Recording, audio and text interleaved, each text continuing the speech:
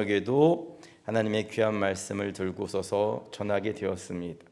하나님, 받았던 은혜를 잘 전할 수 있게 도와주시옵시고 전하는 자와 듣는 자가 함께 은혜 받는 시간 될 수 있도록 축복해 주옵소서. 감사드립니다. 예수님의 귀하신 이름으로 기도드렸습니다. 아멘. 저녁 시간에 함께 인사하겠습니다. 잘 오셨습니다. 은혜 많이 받읍시다. 네.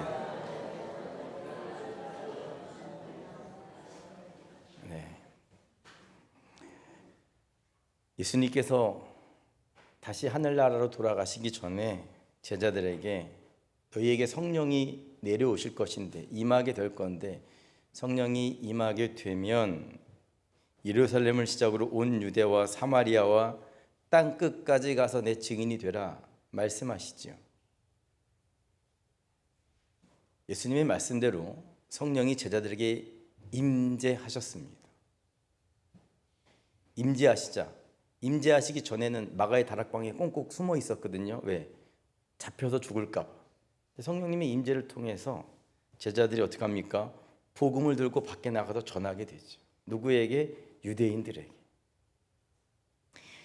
유대인들에게 복음을 전했더니 예루살렘을 시작으로 해서 유대 전 지역까지 복음이 전파가 되었습니다. 그 다음 어디입니까? 사마리아인데 사마리아 가기 전에 사건이 하나가 발생하잖아요. 어떤 사건입니까? 스데반 집사의 순교 사건이 있었습니다. 스데반 집사가 복음을 전했을 때 마음이 찔렸던 사람들이 스데반 집사를 돌로 쳐 죽입니다. 거기서 끝나지 않고 교회에 대한 핍박이 시작이 되죠. 이때 헬라파 유대인 출신의 빌립 집사가 복음을 들고 어디를 찾아가냐? 사마리아 땅에 찾아가잖아요. 그리고 가서 복음을 전했습니다. 복음을 전했더니 그 땅의 주인이 바뀌었어요. 그전에는 귀신들이 주인이었는데, 그전엔 악한 영들이 주인이었는데 복음이 들어오고 나니까 누가 주인이 되었냐? 예수님이 주인 되었다라는 것이죠. 지금 하나님의 말씀대로 되어져 가고 있는 겁니다. 예루살렘을 시작으로 유대와 사마리아까지 복음이 전파되었습니다. 이제 어디로 가야 되냐? 땅 끝으로 가야 된다고요. 근데 하나님께서 땅 끝으로 복음을 전하기 위해서 제자들을 사용하신 것이 아니라 두 명의 사람을 특별히 사도로 선택하시는데 그게 누구냐? 바나바와 사울이라고 하는 청년이었습니다. 사도행전 13장 2절입니다. 사도행전 13장 2절. 사도행전 13장 2절. 함께 읽어보겠습니다. 시작. 주를 섬겨 금식할 때에 성령이 이르시되 내가 불러 시키는 일을 위하여 바나바와 사울을 따로 세우라 하시니, 하나님께서 이방인에게 복음을 전할 사도로 바나바와 사울을 선택하셨다라는 겁니다. 이 두 사람이 말씀에 순종해서 복음을 들고 어디로 찾아가냐? 구브로 섬이라고 하는 곳으로 찾아가서 전도 여행을 시작합니다. 하나님의 말씀을 전하기 시작했다라는 것이죠. 그래서 지난 시간에 봤던 것처럼 구브로 섬에서는 로마의 총독 서기오 바울이라고 하는 사람이 있었는데요. 이 서기오 바울이라고 하는 사람에게 바나바와 사울이 복음을 전했고요. 로마의 총독, 이방인이었던 로마의 총독은 복음을 듣고 어떻게 됩니까? 예수를 믿게 되지. 이방인이었던 총독은 예수를 믿었습니다. 그런데 총독 옆에서 그를 도와줬던, 그를 섬겼던 바예수, 유대인이었던 바예수라고 하는 사람이 있었는데, 바예수라고 하는 사람, 이 유대인은 복음을 듣고도 예수를 믿지 않았습니다. 믿지 않을 것뿐만 아니라 어떻게 하죠? 복음을 방해하죠. 놀랍지 않습니까? 별로 안 놀라시는데, 하나님이 먼저 선택하신 게 누굽니까? 유대인이었다고. 유대인. 이제 이후로도 계속 보게 되겠지만 바울과 그 다음에 바나바가 복음을 전할 때 이방인들은 복음을 듣고 예수를 믿습니다. 영접해요. 삶이 바뀌어요. 그런데 유대인들, 하나님께서 미리 선택하셨던 유대인들은요, 복음을 듣고 예수를 믿지 않습니다. 예수님을 믿지 않을 뿐만 아니라 계속해서 어떻게 합니까? 복음이 전파되는 것을 방해하게 됩니다. 하나님이 복 주시기 위해서 선택하셨던 유대인들은 복음을 거부하고 복음을 방해하고, 선택하지 않으셨던 이방인들은 복음을 듣고 예수를 믿게 되었다라는 거죠. 그래서 성경은 뭐라고 말씀하시냐? 먼저 믿는 사람들에게 뭐라고요? 나중될까 조심하라 이야기하십니다. 하나님이 유대인을 먼저 선택하셨잖아요. 복 주시고 구원하시기 위해서. 그런데 먼저 선택받은 자들이 제대로 믿지 못하니까 뭐라고요? 복음의 방해꾼이 되었다고요. 유대인들만의 문제일까? 아니라고 생각이 되어집니다. 오늘 우리도 마찬가지 아니겠습니까? 하나님 여러분들 복 주시기 위해 선택하셨다고요. 믿습니다. 하나님 여러분을 복 주시기 위해 선택하셨고요, 구원하시기 위해 선택하셨습니다. 근데 제대로 믿지 않으면 어떻게 되는 겁니까? 먼저 된 자가 나중될 수 있다고요.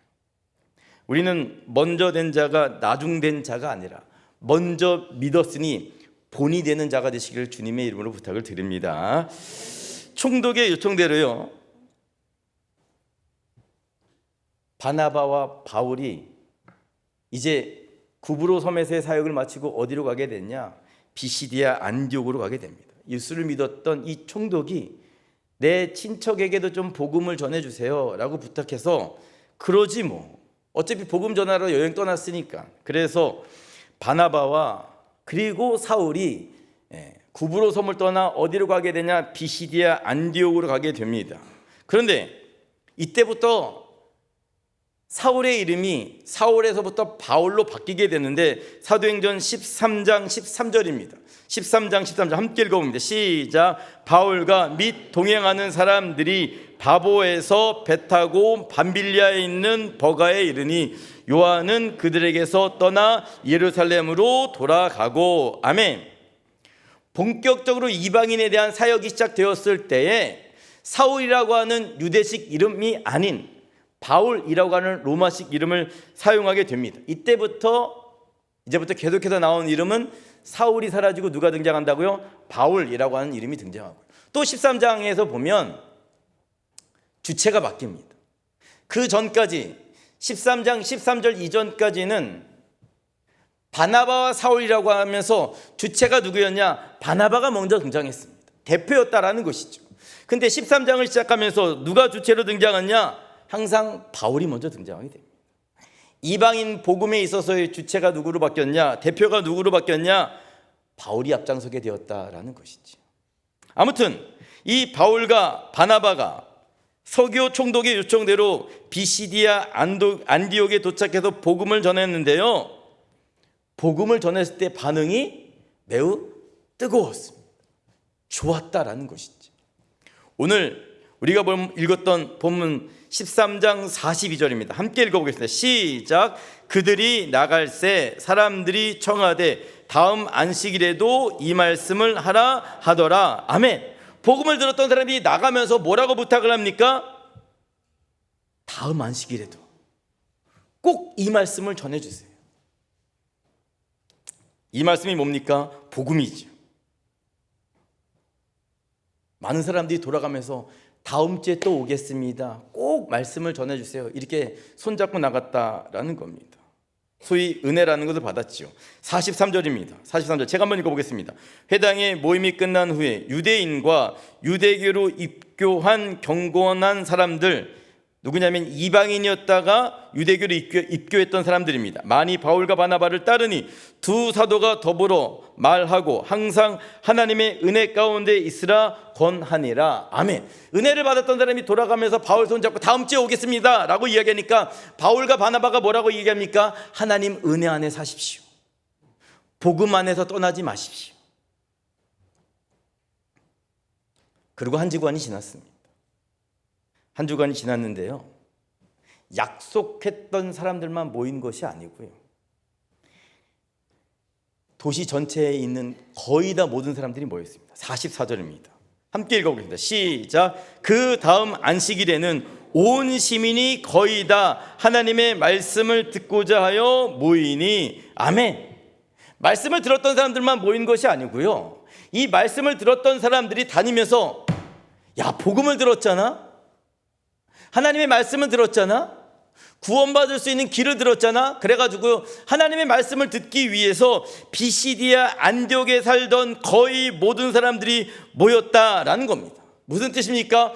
복음에 대한 반응, 말씀에 대한 반응이 폭발적이었다라는 것이죠. 바울과 바나바가 비시디아 안디옥에 가서 복음을 전했는데 모든 사람들이, 시민들 전체가 모일 만큼 반응이 매우 뜨거웠다라는 겁니다. 그러면 복음을 듣고 난 다음에 그 도시가 사마리아처럼 뒤집어졌느냐? 아닙니다. 45절 보겠습니다. 45절입니다. 함께 읽어봅니다. 시작. 유대인들이 그 무리를 보고 시기가 가득하여 바울이 말한 것을 반박하고 비방하거늘. 아멘. 복음이 전파되자 어떤 사람이 등장합니까? 시기하는 사람이 등장합니다. 복음이 전파되자 복음을 방해하는 사람들이 등장했다라는 겁니다. 희한하죠? 복음이 전파될 때마다 두 부류가 있습니다. 믿는 그룹이 있고요, 복음을 듣고 방해하는 그룹이 있습니다. 왜 복음을 들을 때마다 믿는 그룹과 방해하는 그룹으로 나누게 될까? 말씀대로 살면 대가가 따르기 때문에 그렇습니다. 복음을 처음 들으면 굉장히 좋은 소식을 들려요. 예수 믿으면 복 받습니다. 아멘. 예수 믿으면 구원받습니다. 아멘. 예수 믿으면 하나님의 자녀가 됩니다. 아멘. 아멘이잖아요. 말씀을 들을 땐 복음이 좋은 소식으로 들린다니까요. 근데 복음을 2번, 3번, 4번 듣다 보면 말씀대로 사는 것이 쉽지 않구나 깨닫게 됩니다. 예수님의 제자가 되면 예수께서 뭐라고 말씀하십니까? 자기 십자가를 지고 나를 따르라 말씀하시죠. 십자가를 진다는 게 쉽지 않습니다. 예수님의 제자가 되려면 또 어떻게 됩니까? 섬기는 자가 되어야 돼요. 마태복음 20장 26절부터 27절 말씀입니다. 마태복음 20장 26절에서부터 27절 제가 한번 읽어보겠습니다. 너희 중에는 그렇지 않아야 하나니, 너희 중에는 그렇지 않아야 한다라고 하는 것은 다르게 살아야 된다는 겁니다. 너희 중에 누구든지 크고자 하는 자는 너희를 뭐라고요? 섬기는 자가 되고, 너희 중에 누구든지 으뜸이 되고자 하는 자는 뭐라고요? 너희의 종이 되어야 하리라. 하나님의 자녀가 되었더니 뭐라고요? 섬기는 자가 되라는 겁니다. 하나님의 자녀가 되었더니 왕이 아닌 뭐가 되라고요? 종이 되라는 거예요. 말씀대로 사는 게 쉽지 않다니까요. 그래서 복음을 듣고 나면 꼭 두 부류로 나눠집니다. 말씀을 믿고 순종하는 사람들로 나눠지고요, 복음을 들었음에도 불구하고 말씀대로 살지 않는 사람. 복음이 들어오면 복음이 사람들을 쫙 나누어 버린다고. 예수님도 똑같은 말씀을 하셨습니다. 마태복음 10장 32절 34절 말씀입니다. 제가 한번 읽어보겠습니다. 누구든지 사람 앞에서 나를 시인하면, 제자가 되면 나도 하늘에 계신 내 아버지 앞에서 그를 시인할 것이요, 누구든지 사람 앞에서 나를 부인하면 나도 하늘에 계신 내 아버지 앞에서 그를 부인하니라. 내가 세상에 뭐라고요? 화평을 주러 온 줄로 생각하지 말라. 화평이 아니요 검을 주러 왔노라. 사람들은 예수님을 뭐라고 생각합니까? 평강의 왕이라고 생각해요. 예수님이 이 땅에 평화를 주러 오셨다고 이야기합니다. 근데 예수님께서 뭐라고 말씀하셔요? 내가 이 땅에 평화를 주러 온 것이 아니라 내가 이 땅에 뭘 주러 왔다고요? 검을 주러 왔대요. 검. 검은 언제 사용합니까? 검은 싸울 때 사용하잖아요. 애들이 검을 갖고 뭐 합니까? 싸우잖아요. 검을 갖고 연필 쓰는 애 본 적이 없습니다. 실제로 예수님을 믿고 검을 받았던 성도들 때문에 어떻게 되었느냐? 사도행전 마태복음 10장 35절 36절입니다. 한번 천천히 읽어보겠습니다. 시작. 내가 온 것은 사람이 그 아버지와 딸이 어머니와 며느리가 시어머니와 불화하게 하려 함이니 사람의 원수가 자기 집안 식구라. 아멘. 예수님을 믿는 것 때문에 집안 식구가 뭐가 되었다고요? 원수가 되었대요. 예수님을 믿는 것 때문에 집안이 하나가 된 것이 아니라 예수님을 믿는 것 때문에 딸과 어머니가, 며느리와 시어머니가 불화가 생겼다라는 겁니다. 예를 한번 들어보겠습니다. 요즘은 많이 사라졌지만요, 불과 3, 40년 전만 해도요, 복음이 들어와서 예수 믿었던 며느리들이 뭘 거부했습니까? 제사를 거부했잖아요. 아시네, 제사를 거부하잖아요. 순하디 순한 양이었던 며느리가 교회만 갔다 오면 아주 제사 못 드리겠다고 하니까 난리가 났죠, 난리가. 그래서 옛날 어르신들은 뭐라고요? 다 괜찮은데 뭐만 아니면 된다고요? 예수 믿는 며느리만 아니면 된다고요.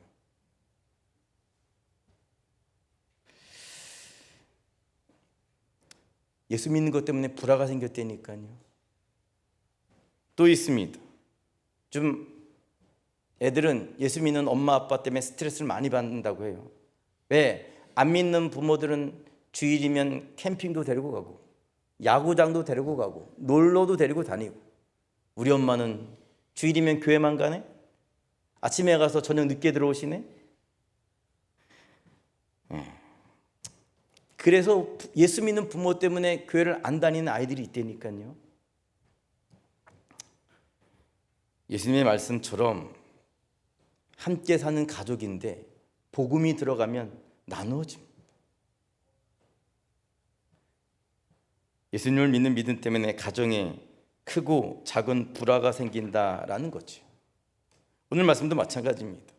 바울과 바나바가 그냥 잘 살고 조용했던 비시디아 안디옥에 가서 복음을 전했더니 바다 갈라지는 것처럼, 홍해 갈라지는 것처럼 두 패로 쫙 나눠지게 됩니다. 한 그룹은 은혜를 받고 기쁨이 충만해서 예수를 잘 믿게 되었고요, 한 그룹은 시기에서 뭐라고요? 복음을 방해하게 되었다라는 겁니다. 그럼 대표적으로 누가 복음을 방해했냐? 유대인들이 복음을 방해했는데 왜 유대인들이 복음을 방해했을까? 구원론 때문에 그렇습니다. 구원론. 오늘 본문 39절입니다. 39절 함께 읽어보겠습니다. 시작. 또 모세의 율법으로 너희가 의롭다 하심을 얻지 못하던 모든 일에도 이 사람을 힘입어 믿는 자마다 의롭다 하심을 얻는 이것이라. 아멘. 유대인들은 어렸을 때부터 무엇을 통해 구원을 받는다고 배웠냐? 율법을 통해서 구원받는다라고 배웠습니다. 말을 하기 시작할 때부터 그 부모들로부터 율법을 들었다고요. 그 다음에 글을 쓸 줄 알 때부터 어디에 들어가서 회당에 가서 랍비들에게 율법을 통해서 구원받는다라고 하는 것을 배웠습니다. 철저히 율법을 통해서 구원받는다는 걸 배웠다고요. 그래서 유대인들은 뭘 신성시 여기냐, 뭘 귀하게 생각하느냐? 율법을 귀하게 생각합니다. 지금도 마찬가지입니다. 얼마 전에 유대 병사가 예수 십자가를 거꾸로 불에 태워가지고 세계적으로 공분을 샀잖아요. 우리들도 화가 났잖아요. 왜 유대 병사는 예수님의 십자가를 불에 태웠을까요? 메시아로 생각하지 않으니까. 그들은 지금도 뭐라고요? 율법을 통해서 구원받는다고 생각한다니까요. 그런데 이 바울이라고 하는 사람이 나타나더니 뭐라고 얘기합니까? 율법을 통해서 구원받는 것이 아니라 뭐라고요? 이 사람 예수 그리스도를 믿는 믿음으로 구원받습니다, 이렇게 전했습니다.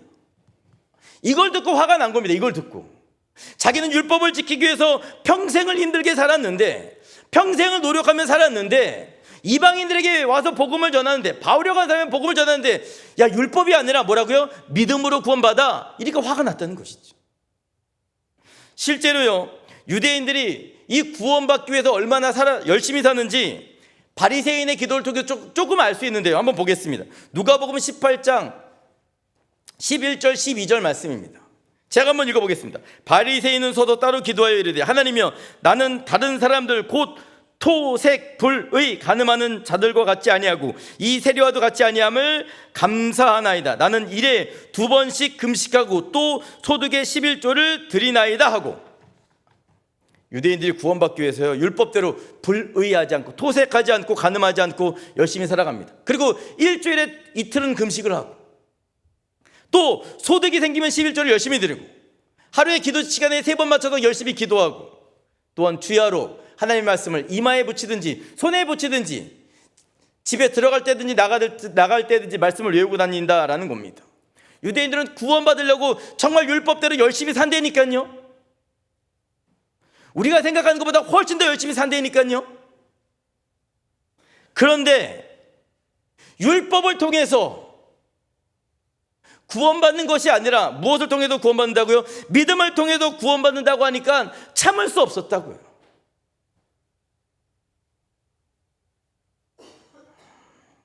이러한 것을 어려운 신학적인 용어로 뭐라고 얘기하는 줄 아십니까? 본전 생각 난다라는 것이죠. 본전 생각. 나는 열심히 해서 지금까지 살았는데 쟤는 그냥 구원받아? 예수 믿음으로? 뭐가 난다고요? 본전 생각이 나는 겁니다. 쟤도 나처럼 힘들게 살아야 되는데, 일주일에 2번씩은 최소한 금식해야 되는데, 쟤도 율법대로 살아야 되는데, 말씀 이마에 붙이고 다니고 불의하지 않고 토색하지 않고 간음하지 않고 살아야 되는데, 그래서 본전 생각이 나서 공짜로 구원받는 것 같아가지고 뭐라고요? 복음의 방해꾼이 되었다라는 겁니다. 그런데 하나님께서 우리를 구원하시기 위해서 주신 이름은 뭐밖에 없습니까? 예수라고요. 구원은 율법을 통해서가 아니라 믿음으로 받는 줄로 믿습니다. 마지막으로 제가 오늘 본문을 통해서 주목했던 말씀은 48절입니다. 48절 함께 읽어보세요. 시작. 이방인들이 듣고 기뻐하여 하나님의 말씀을 찬송하며 영생을 주시기로 작정된 자는 다 믿더라. 아멘. 이 본문 가운데 제가 제일 은혜 받았던 말씀이 영생을 주시기로 작정된 자는 다 믿었다라는 이야기입니다. 저와 여러분이 열심히 전도해야 되는 이유가 여기 있습니다. 왜 열심히 전도해야 되는 줄 아십니까? 영생을 주시기로 작정한 사람이 누군지 우리는 모르니까. 오늘 정장로님께서 오셔가지고요, 고무신 사장님 이야기를 했습니다. 고무신 장사하신 사장님께서 하루 종일 문을 열어놓고 있대요. 밥 먹는 것도 후다닥 갔다 와서 빨리 먹는데 문 열어놓고. 왜? 열어놓고 있으면 한 사람이라도 오니까. 그런데 닫아놓으면 손님이 옵니까 안 옵니까? 한 명도 안 오죠. 복음도 마찬가지예요. 전해야 누군가 듣지 않겠습니까? 들어야 믿음이 생기지 않겠습니까? 믿어야 교회에 오지 않겠습니까? 근데 한 사람도 안 전한다고 생각해 보십시오. 영생을 얻기로 작정된 자가 교회에 올 수 있겠냐고요. 누가 영생을 얻기로 작정된 자인지 모른다니까요. 가서 열심히 전해야지만 하나님께서 영생을 주시기로 작정된 사람이 우리가 전하는 복음을 듣고 교회에 나오는 건다라는 것이지. 그러므로 사랑하는 여러분, 누군지 모르겠지만 하나님께서 분명히 이 땅에도, 이 강진 땅에도 영생을 주시기로 작정했는데 아직까지 복음을 듣지 못해서 못 오는 사람이 있을 수 있습니다. 우리는 쉬지 않고 복음을 전하는 자가 되었으면 좋겠습니다. 근데 영생을 주시기로 작정된 자는 다 믿었다, 이 말씀이 은혜가 되었던 이유는 내가 이 자리에 있기 때문에 그렇습니다. 복음은요, 아무나 믿는 게 아니라니까요. 예수님이 죽었다가 다시 살아나셨다고 하는 게 어떻게 믿어지냐고요. 근데 이게 왜 믿어지는지 아십니까? 하나님께서 나에게 영생을 주시기로 작정하셨기 때문에, 나는 이미 구원을 받았기 때문에 우리가 이 자리에 있는 거라니까요. 저와 여러분이 이 자리에 있는 것은 하나님께서 우리를 영생을 주시기로 작정하셨고 그 가운데 선택을 받았기 때문에 우리가 이 자리에 있는 겁니다. 그냥 아무나 저 사람 때문에 내가 교회에 왔어, 누가 나 불러서 왔어, 이게 아니라 하나님께서 분명히 여러분을 영생 주시기로 작정하셨고 하나님께서 여러분을 마음의 문을 열어주시고 선택하셨기 때문에 우리가 이 자리에 있는 거라니까요. 오늘 저와 여러분은 이 자리에 있는 것은 하나님께서 우리를 분명히 하나님의 자녀로 불러주신 줄로 믿습니다. 영생을 주시기로 작정한 자인 줄로 믿습니다. 사랑하는 여러분, 영생을 받으신 줄 믿으십니까? 근데 왜 걱정하냐고요. 하나님이 우리 아버지신데, 하나님이 내 아버지신데, 영생을 주시기로 작정하셨는데, 복 주시기로 작정하셨는데, 자녀 삼아주셨는데 왜 걱정하고 고민하고 염려하며 살아갑니까? 우리는 이미 영생을 받은 자이고 우리는 이미 하나님께 축복받은 자인 줄로 믿습니다. 이 시간 다 함께 85년 찬양하면서 하나님 나를 선택